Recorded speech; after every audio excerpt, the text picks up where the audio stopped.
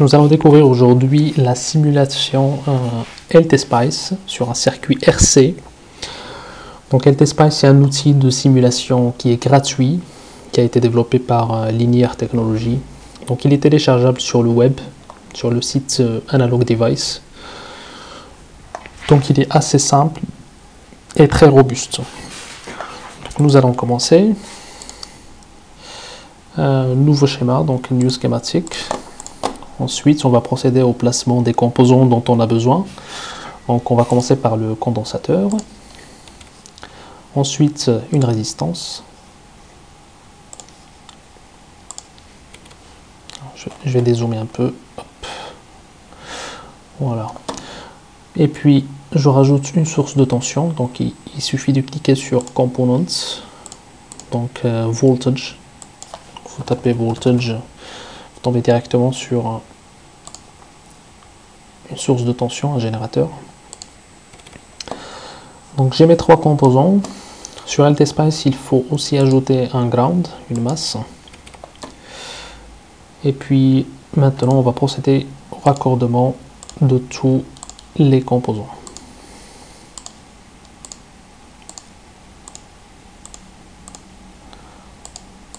Donc voilà, donc mon circuit il est quasiment fait. Maintenant, il faut procéder au paramétrage des valeurs de chaque composant.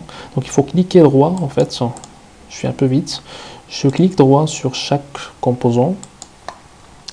Et puis je rentre la valeur qu'il me faut, par exemple 10 microfarads. Il suffit de mettre 10 U et automatiquement il reconnaît 10 microfarads. Pour la résistance, de la même manière, un clic droit et puis 1 kilo-ohm, donc 1 K. Donc on a 1000 ohms. Pour le générateur de tension, donc en fait c'est un générateur générique sur LTSpice, mais paramétré par défaut pour générer du DC. Donc pour les autres sources, il suffit de cliquer sur Advanced pour faire du alternatif, du rectangulaire, etc. Donc là, pour cet exemple, on va partir sur une source DC, une source de tension continue. Donc on va rentrer 10 volts par exemple.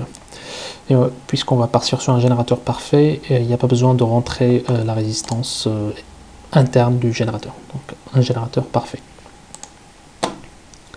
Donc voilà, tout est prêt. Maintenant je lance la simulation. Donc il suffit de cliquer sur ce petit bonhomme qui court. Donc Run.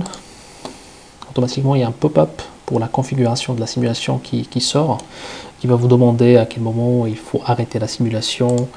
Donc pour nous, 100 millisecondes, ça va suffire. Vous allez voir qu'avec la constante de temps qu'on a, 100 millisecondes, c'est suffisant. Donc je mets 100 M pour dire 100 millisecondes. Et puis on commence à partir de 0 volts. Donc on enregistre les données à partir de 0 volts jusqu'à 100 millisecondes. Voilà. Donc OK. Donc il y a un pop-up qui sort. Donc c'est la fenêtre en fait sur laquelle on va afficher les signaux. Donc ici on voit l'échelle de temps. Donc on voit rien, c'est un écran noir puisque on n'a rien demandé. Donc pour les signaux, donc il faut aller sur le schéma et automatiquement il y a une sonde de tension et une sonde de courant qui vont apparaître suivant là où vous êtes. Donc pour nous, on va sortir une tension, la tension d'entrée. Donc on va afficher la tension d'entrée. Ensuite la tension de sortie. Donc la tension au bord du condensateur. Donc on voit très bien la caractéristique de charge classique du condensateur, donc une charge exponentielle. Donc puisque on a un système RC, donc une constante de temps RC de 1 kilo-ohm fois 10 microfarads. Donc par calcul, ceci correspond à 10 millisecondes. Donc on est ici. Et donc on voit bien on sait très bien qu'à 5 taux ou à 5 fois la constante de temps d'un RC, on est quasiment à la charge.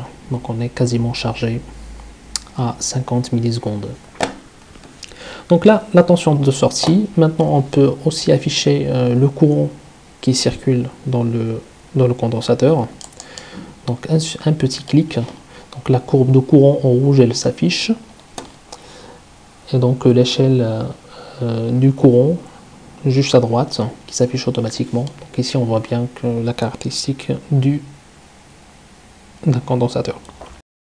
Voilà, une petite analyse. Donc au moment où on a la tension d'entrée, donc à partir de 0, donc on a paramétré la tension à ce qu'elle parte de 0 à 10 volts de manière instantanée, donc il n'y a pas de délai de montée de tension. On va regarder le courant encore une fois. Donc ici on voit un courant pic de 10 mA qui correspond à 10 volts divisé par 10 kΩ, à 1 kΩ, pardon. Donc pourquoi? Parce que le condensateur à l'instant 0, il correspond à un court-circuit. Donc c'est pour ça qu'il y a un pic de 10 mA au départ.